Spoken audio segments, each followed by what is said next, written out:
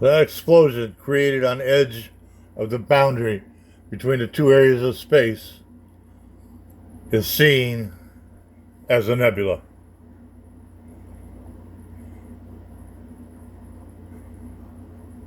Which you could fast forward this.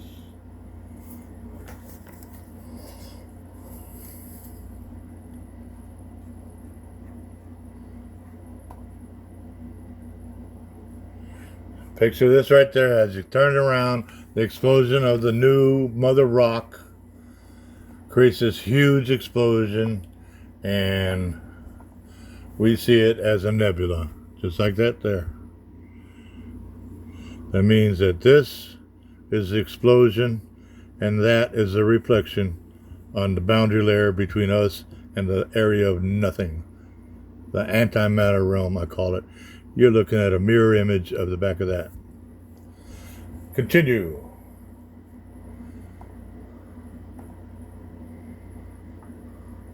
Here's the mother rock when it first blows off with a single plasma jet on one side. There's the mother rock when it first blows off with a single plasma jet on one side. And middle, way down deep in Orion. Now this picture is Eta Carinae, nebula, and this picture is Orion, a nebula. And dozens of pictures of nebula show that these are not stars dying, but are the births of new galaxies. Antihydrogen forms a huge plasma jet built from an antimatter charge inside, followed by one that comes out the other side when it turns into a full-blown galaxy. Kind of like that picture right there. Center of our galaxy.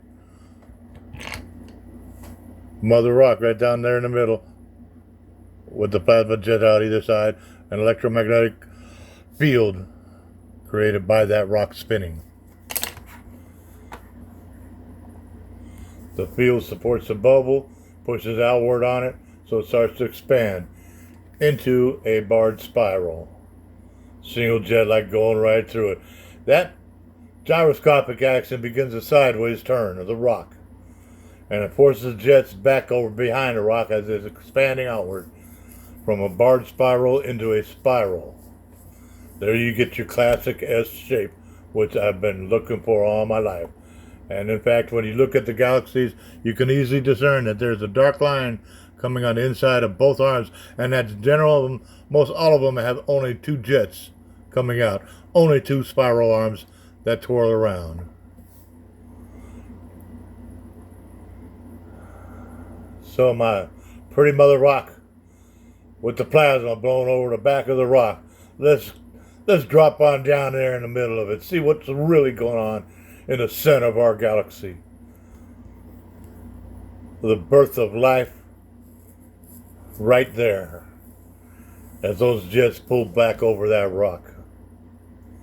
Look what happens. They get planets, stars first coming out of the plasma jet, giant plasma, gaseous giant planets, and then as molten lava rolls over this area here, solid planets and moons, all made together in the center of our galaxy and expand outwards with it. In this way, stars capture rogue planets, and the stars themselves are actually rogues from the plasma, instantaneously, not millions of years, taking place right now, 24 hours a day, 24/7 days a week, 365 days a year. Planets, stars, born in the center of each galaxy, expanding outward.